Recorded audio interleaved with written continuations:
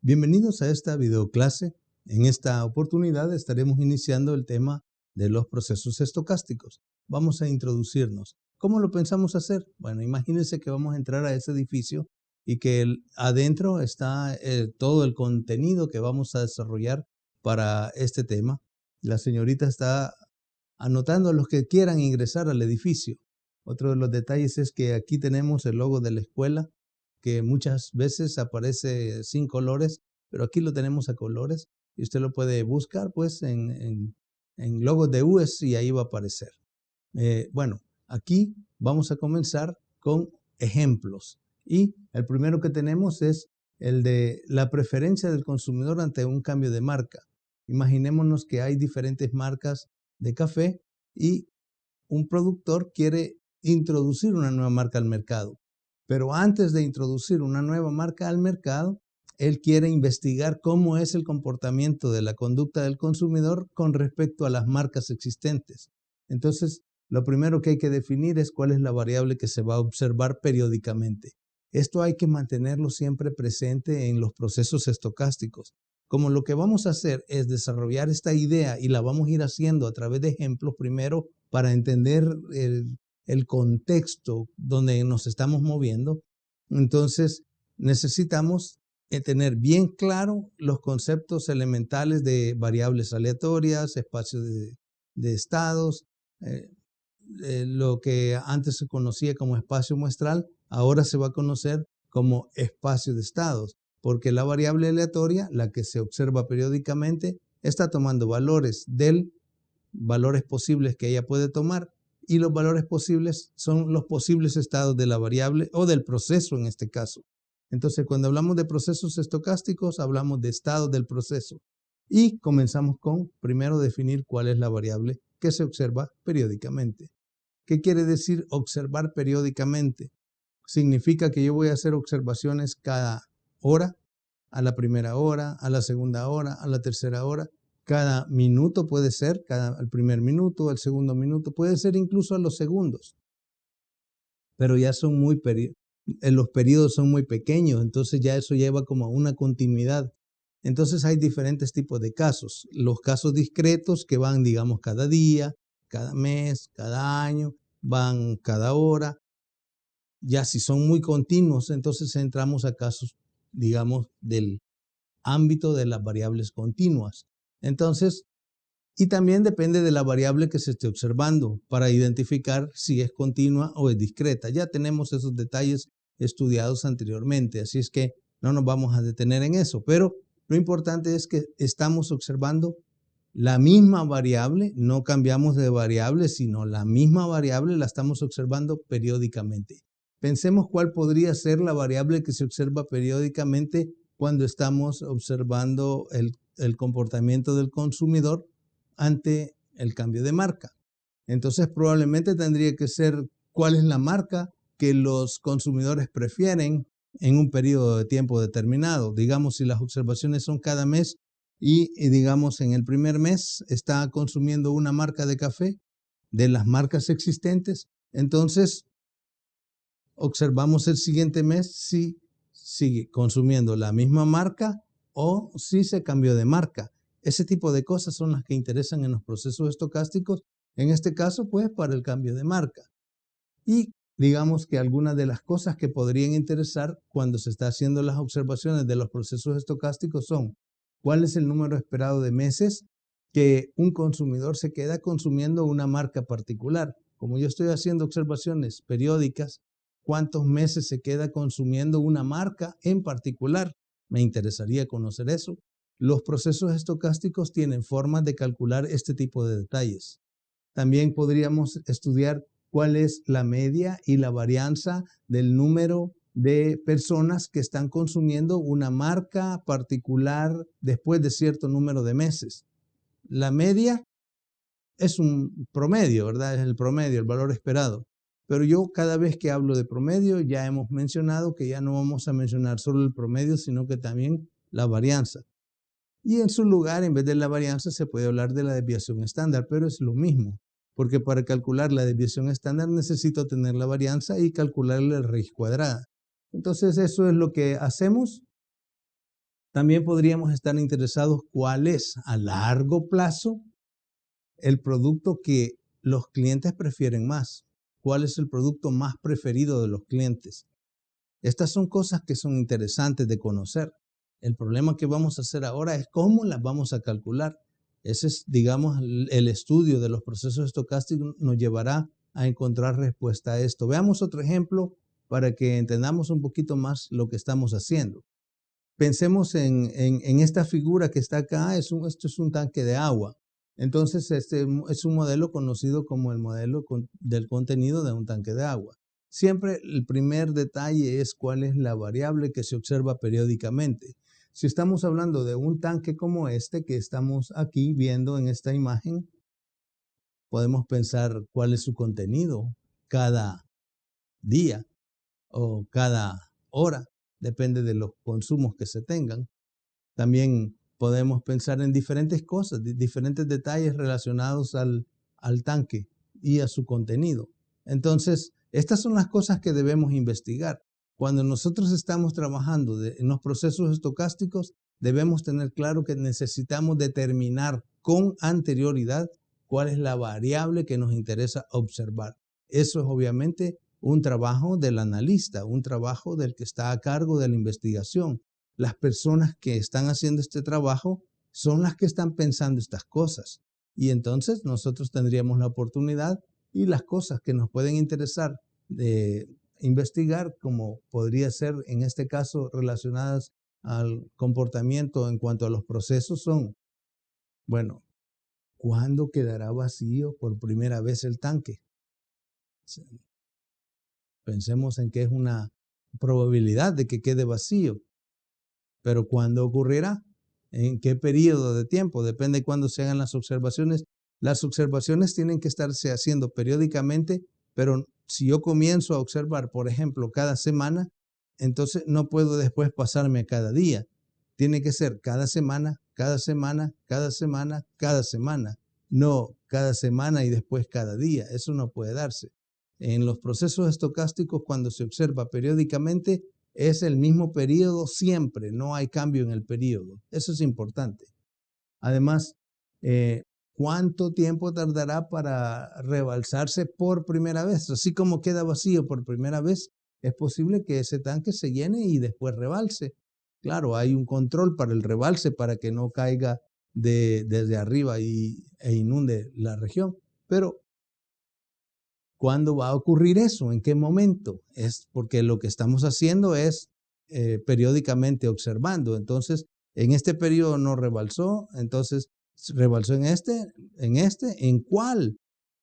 Ese tipo de cosas las responden los procesos estocásticos. También podríamos estar pensando en cuál es el tiempo entre un rebalse y el siguiente. No el primero, sino entre rebalse y rebalse, porque pueden darse simultáneamente, digamos, uno y después más adelante otro y después más adelante otro y así. Entonces, entre rebalses, ¿cuánto tiempo ha pasado? O puede pensarse también entre los que quedan, digamos, vacíos, ¿verdad? No solo en rebalses, sino que en tiempos de vacío. Quedó vacío aquí por primera vez.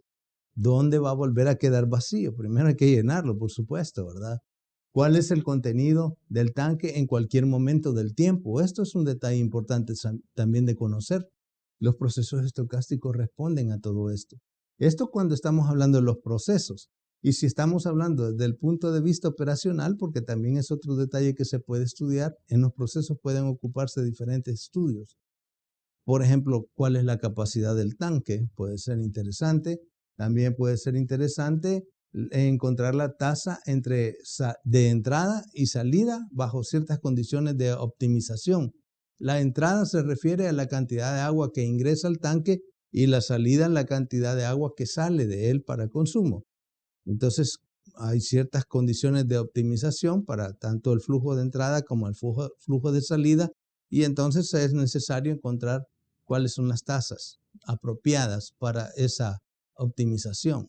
Entonces, ese tipo de cosas se pueden estudiar también en los procesos. Veamos otro ejemplo para que entendamos otro detalle más. Este es el conocido como el capital de la compañía de seguros. Pensemos en una compañía de seguros cualquiera. Usted puede formar su propia compañía de seguros. Entonces, ¿cuál es la variable que se observa periódicamente? En una compañía de seguros, ¿qué hace la compañía de seguros? Bueno, asegura a las personas o a las instituciones. ¿Bajo qué condiciones? Bueno, les pide una prima y luego las personas están ahí interactuando con la compañía, primero pagando una cuota para estar cubiertos de, por ejemplo, contra incendios. Puede ser un seguro de salud, puede ser un seguro de persona, digamos, de vida, o de que si se muere le da el seguro una cantidad, cosas como esas. Entonces, hay que saber qué es lo que se quiere observar periódicamente. Pensemos desde el punto de vista de la compañía. Si yo fuera el dueño de la compañía o usted fuera el dueño de la compañía, ¿qué le gustaría de su compañía? Bueno, no es de beneficencia, ¿verdad? Entonces se trataría de que la compañía obtenga ganancias. Las ganancias van conociéndose como, digamos, en forma de inversión, como el capital de la compañía. El capital de la compañía puede ir creciendo o disminuyendo. Bueno, si va creciendo es que va obteniendo ganancias y todo eso, pero si va disminuyendo va obteniendo pérdidas. Y al obtener pérdida, llega a una parte inferior donde ya no puede perder más. A eso se dice que la compañía ha quebrado. Y por el otro lado, del crecimiento, el crecimiento de los ingresos, ¿hasta dónde será el límite superior? Bueno, usted póngale un límite, yo creo que no tendría límite para eso. Pero las cosas que pueden interesar en un caso como este, ¿cuáles son? Bueno, pensemos en qué posibilidades hay que la compañía quiebre bajo cierta estructura de tasas. Bájelo sus ingresos tanto que ya no pueda sostenerse en el ambiente laboral o en el ambiente de los servicios. Además, dada una estructura de costos y un nivel de ganancias, ¿cuáles debieran ser las tasas que debe cobrar la compañía para que funcione correctamente? Interesantes preguntas que los procesos estocásticos nos ayudan a resolver. También pensemos ahora en otro ejemplo como este que se muestra acá. Estas dos personas están jugando de tirar el aro y meterlo en esta barrita. Pero esto se puede generalizar a cualquier tipo de juego donde hay un ganador y un perdedor. Y si el ganador, digamos, obtiene algo del perdedor, por ejemplo, supongamos que están apostando $1 por cada lanzamiento. Si lo introduce, entonces el perdedor le da $1 al ganador. Si no lo introduce, entonces le da $1 siempre al otro. Esa es la forma de interactuar en ese tipo de juegos. También se conoce como caminata aleatoria. Usted lo busca en la literatura, va a encontrar ese nombre también bastante frecuente. ¿Qué es lo que nos interesa? Primero, identificar cuál es la variable que se observa periódicamente. En este caso, el periodo no es tiempo. Eso es una característica, sino que es cada lanzamiento. O sea, que se va observando, digamos, cada lanzamiento. Cada lanzamiento ha ocurrido algo. Entonces se puede observar cada lanzamiento. ¿Y qué podríamos estar interesados? Bueno, las cosas que se pueden tener interés en esto son, bueno, ¿cuál es la probabilidad de que el jugador observado pierda el juego? ¿Qué significa perder el juego? Que se quedó sin oportunidad de seguir apostando. Supongamos que un jugador comienza con una cantidad inicial de $5 y que después de cada juego él va o a ganar $1 o a perder $1. Y que el otro jugador contra el que va a jugar, bueno, tiene la misma cantidad. Entonces hay $10 en total en juego. ¿Qué podría pasar? Que el que estamos observando tiene que ser uno de los dos. No podemos observar a los dos también simultáneamente. Tenemos que elegir uno. Digamos que elegimos a ese que está lanzando ahorita y le vamos a llamar jugador A. Y el otro va a ser un jugador B. Entonces estamos observando al jugador A. Y queremos conocer cuál es su capital después de cada juego. Eso, digamos que sería como la variable que se está observando periódicamente. El capital del jugador A después de cada juego. Entonces yo necesito hacer un juego para ver su capital. Hago otro juego y veo su capital. Hago otro juego y veo su capital. Y así vamos. ¿Qué valores puede tomar el capital del jugador? Bueno, tiene 5. Puede ganar los 5 del otro y terminar el juego. O perder sus 5 y también terminar el juego. Porque si ya el otro ya no tiene cómo apostar, ya no hay juego. Y si él se queda sin dinero para apostar, también ya no hay juego. Entonces tendríamos esas oportunidades, desde 0 hasta 10 como los valores posibles para su capital. En 0 él pierde todo, en 10 él gana todo, y entre 5 y entre 0 y 10 cualquier valor es posible. Y seguir jugando para poder pues apostar. Entonces, ¿cuál es la probabilidad de que el jugador A se quede sin poder seguir jugando? Porque perdió el juego. Sería el caso en este. ¿Cuál es esa probabilidad? Eso es algo que nos ayuda en los procesos estocásticos a resolver. También podríamos pensar, ¿cuál es la distribución de probabilidades de la duración del juego? Porque este juego podría, digamos, irse al infinito, ganando, perdiendo, ganando, perdiendo, ganando. Pero como tiene dos extremos de posibles salidas, entonces necesito saber la distribución de probabilidades de ese juego, por si hay que hacer cálculos relacionados con ello. Entonces estas son las cosas que interesan en este tipo de proceso estocástico. Vamos avanzando y vemos otro tipo de ejemplo, como el de una cola de espera por servicio. Nosotros entendemos que una cola se va formando cuando llegan los clientes a un establecimiento a buscar un servicio, y si llega y no hay nadie, él es atendido directamente por el canal de servicio, la persona que está atendiendo o el servidor, digamos en general. Pero si mientras él está siendo atendido viene otro, entonces, y solo hay un servidor, el otro tiene que esperar. Y si es algo que necesita hacer, como por ejemplo podría ser sacar el DUI o, digamos, abrir una cuenta en el banco o, digamos, esperar por una medicina, cosas que uno no puede dejar de hacer, porque también puede darse el caso de que usted dice, la cola está muy larga, entonces me voy a ir y voy a regresar. Eso también es posible en los sistemas de colas, pero pensemos que hay que esperar. Entonces, ¿cuáles son las cosas que nos pueden interesar? Primero, hay que determinar cuál es la variable que se observa periódicamente. ¿Qué nos interesa observar? La longitud de la cola, el tiempo puede ser relacionado al tiempo, el número de servidores que están ocupados o desocupados, etcétera. Esas son cosas que se pueden observar periódicamente. ¿Cuánto es el periodo? Bueno, podría ser cada 10 minutos, cada hora. Esas cosas uno las define según lo que uno quiere estudiar. Entonces eso es posible. Y digamos, podríamos pensar en algo más. ¿Cuál es el tiempo de espera en cola? Digamos, ¿cuál es el tiempo que tenemos que esperar? Y también, ¿cómo minimizar ese tiempo? Es decir, que mi tiempo de espera sea lo menos posible. Una de las alternativas podría ser incrementar el número de servidores. La otra es que los servidores trabajen de otra forma, de tal forma que sea mucho más rápido el servicio.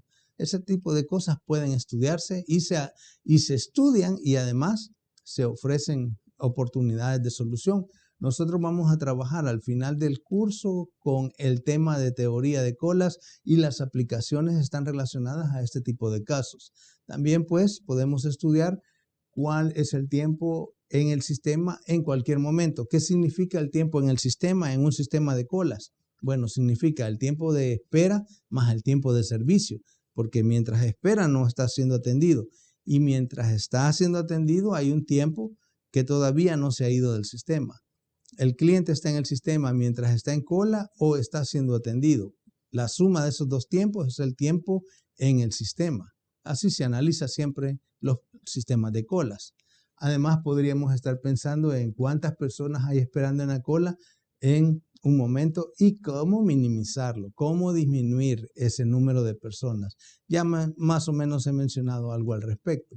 Entonces veamos que en este tipo de casos existen muchos otros procesos estocásticos, como podemos pensar en la cantidad de personas que hay en un determinado evento. Podríamos pensar en un sistema de inventario, podríamos pensar en casos de salud, como por ejemplo, digamos, estudiar los estados de recuperación, muerte después de un tratamiento, podría ser. Y en el caso de los servidores, podríamos pensar en servidores que prestan su servicio en tiempo compartido. Eso significa que atienden por cuantos o por, digamos, bloques de tiempo, pedazos de tiempo, los requerimientos que le hacen al sistema, y ellos van haciendo una especie de servicio, dando pedacitos de servicio, y si se llega al final, entonces trasladarse a otro que está en cola, darle ese tiempo de servicio y así sucesivamente, y regresar después al que había sido inicialmente atendido otro tiempo de servicio hasta que va sacando los trabajos, y esto como lo hace en términos de nanosegundos ni se siente, y así se hacen los trabajos en tiempo compartido. Hay muchas cosas más que se pueden estudiar. Bueno, para finalizar, solo quiero compartir palabras de nuestro Steve Jobs, donde dice: tu trabajo va a llenar gran parte de tu vida. La única manera de estar realmente satisfecho es hacer lo que crees es un gran trabajo. Y la única manera de hacerlo es amar lo que haces. Si no lo has encontrado aún, sigue buscando. Como todo lo que tiene que ver con el corazón, sabrás cuando lo hayas encontrado. Me parece que han sido unas palabras muy sabias de Steve Jobs mientras existía en esta tierra. Pues es de considerar que si haces las cosas de corazón en algo que te agrada, realmente ni vas a sentir que es un trabajo. Así que yo te invito a que te esfuerces en hacer aquellas cosas por las que realmente tienen sentido para ti y la que tú también te puedes sentir pues satisfecho de hacerlas. Y eso no te beneficiará solo a ti, sino que también a la humanidad. Muchas gracias.